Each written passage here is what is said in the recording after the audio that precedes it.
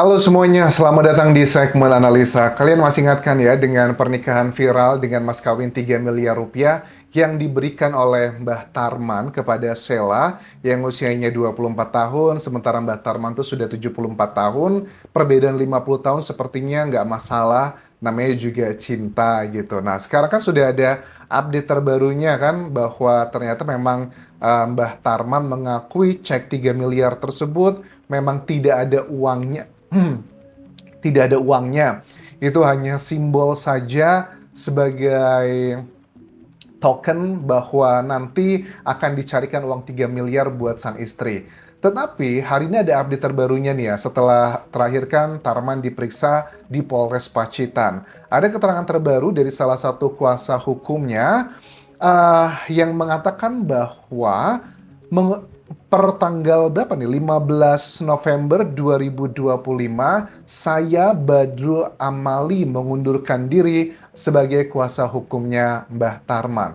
Apa nih alasannya? Karena kan kita lihat di awal-awal kasus ini muncul, keluarga dari pihak Sheila itu yakin banget bahwa uang tersebut ada gitu loh. Tapi ini bertolak belakang dengan statementnya Badrul Amali yang mengatakan bahwa tujuan utama saya itu mau ngebantuin Tarman dan Sheila karena saya itu pengen ngebantu kedua belah pihak. Saya pengen ngebantu Mbah Tarmannya yang lagi viral ya, mendapatkan pro kontra. Saya juga pengen memastikan bahwa Sheila itu beneran mendapatkan haknya, mas kawinnya yang sebesar 3 miliar rupiah tersebut. Tetapi setelah beberapa minggu katanya saya mendampingi, kok Mbah Tarman ini kelihatan gelagat yang kurang baik gitu loh. Maksudnya gimana?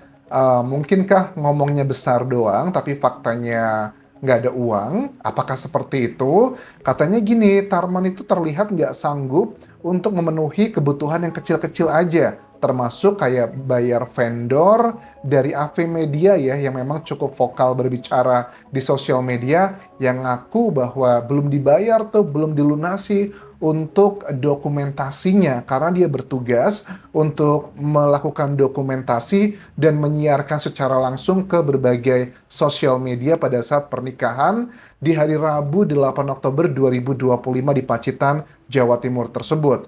Itu aja nggak sanggup katanya buat ngebayar vendor, apalagi untuk ngebayar 3 miliar rupiah tersebut. Bahkan menurutnya, saya mendapatkan banyak masukan dari netizen, tokoh masyarakat, dan setelah itu saya pikir-pikir kayaknya nih, saya tidak mau lagi menjadi kuasa hukumnya. Sudah saya kasih tahu ke Tarman lewat WhatsApp, tapi belum ada respon.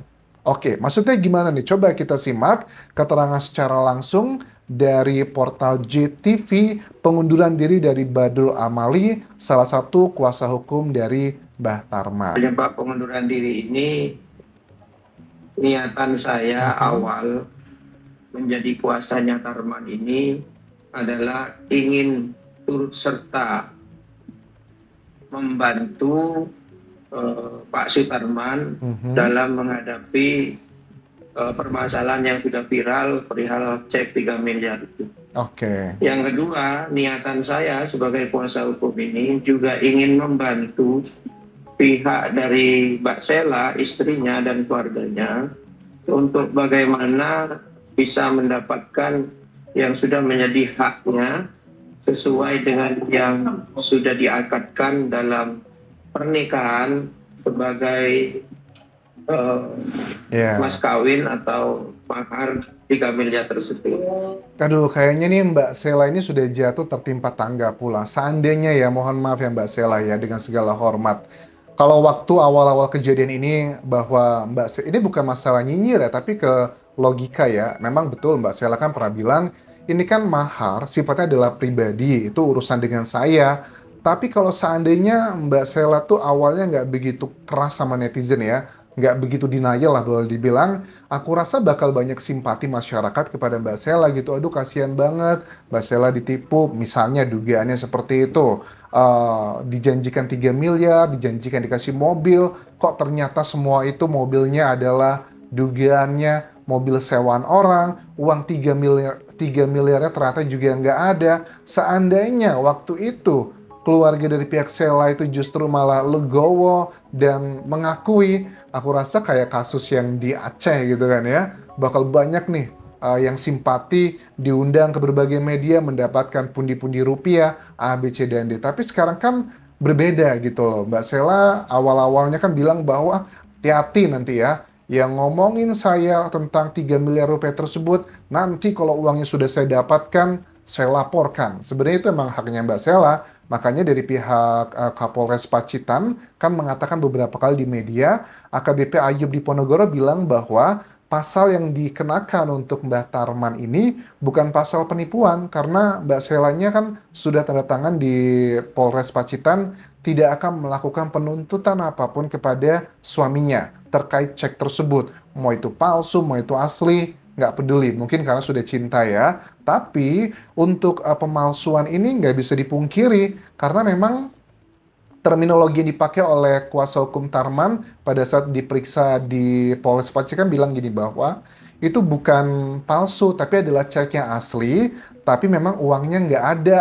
Menurut aku sih itu adalah permainan kata aja. Biarlah nanti dari Polres Pacitan dengan keterangan ahlinya itu mengkategorikan apakah palsu atau enggak. Kalau memang seandainya itu adalah cek asli, tapi kenapa tahunnya kok 2025? Katanya kan dikatakan itu dikasih sama rekannya dulu waktu bisnis Samurai itu 7 tahun lalu. Tapi kok tanggalnya manual seperti itu ditulisnya, terus dengan beberapa kayak angkanya, itu apakah sudah masuk dalam kategori pemalsuan? Kalau aku cek di media ya bahwa Tarman ini bisa dijerat pasal yang dua sebenarnya ya, 263 KUHP tentang pemalsuan surat atau pasal 378 KUHP tentang penipuan jika terbukti melakukan tindak pidana terkait cek palsu. Tapi kan harus deliknya delik aduan, yang dirugikan nggak mengadu ya nggak bakal bisa jalan kasus ini. Makanya nggak heran sampai sekarang ini kan ada banyak orang yang bilang, kok Mbah Tarman ini kayaknya kebal banget gitu ya sama hukum, hebat banget loh. Udah diperiksa sekali sih baru diperiksa karena 3 kali kan dipanggil, baru yang terakhir datang ke Polres Pacitan, tapi nggak jadi tersangka gitu. Padahal udah jelas-jelas itu mengakui bahwa ternyata ceknya bukan palsu istilahnya, tidak ada uangnya gitu. Nah, pasal 263 KUHP mengatur tentang pemalsuan surat itu sanksinya adalah 6 tahun penjara. Sementara kalau untuk yang 378 kayaknya juga sama sih, kurang lebih sama. Ya, 6 tahun penjara juga.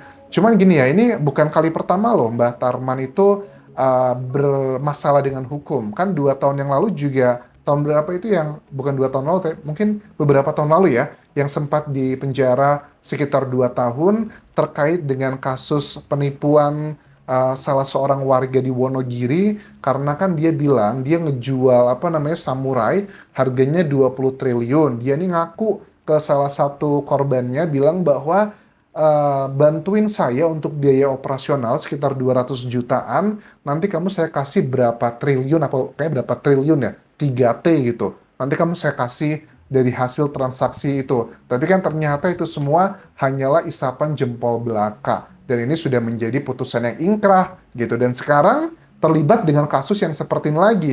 Bahkan yang terakhir juga ada sejumlah perempuan, belum ada unsur pidananya, tetapi salah satu anggota keluarganya melaporkan ibunya nggak pulang-pulang gitu, nginep gara-gara dugaannya adalah di salah satu kaki tangannya Mbah Tarman juga. Nah, kita coba flashback pada saat awal-awal kasus ini viral, orang tuanya pun juga didatangi langsung sama sosial media TikToknya Kandang Pacitan ya, terkait dengan uang 3 miliar rupiah tersebut. Ini salah satu video yang fenomenal menurut aku. Kalau belum tahu berita sebenarnya, stop. Jangan jangan sok tahu. Jangan sok tahu. Ganti apa itu mas? Mas. Jangan bikin berita hoax caranya.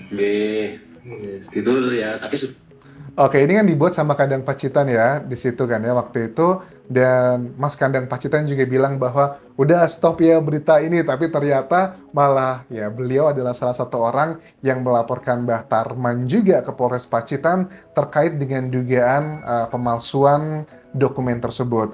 Ya sebenarnya aku kasihan sih ya, kasihan dengan pihak keluarga Sela dan sebagainya, Selanya, orang tuanya. Aku sangat kasihan jujur. Terlepas mereka merasa bahwa nggak masalah kok. Kalau mereka menerima sih, ya silahkan aja. Cuman, kok menurut aku gimana ya, bingung ya. Kalaupun seandainya bahwa Sela ngerasa ditipu, sakit hati, aku rasa itu adalah perasaan yang valid ya buat Mbak Sela.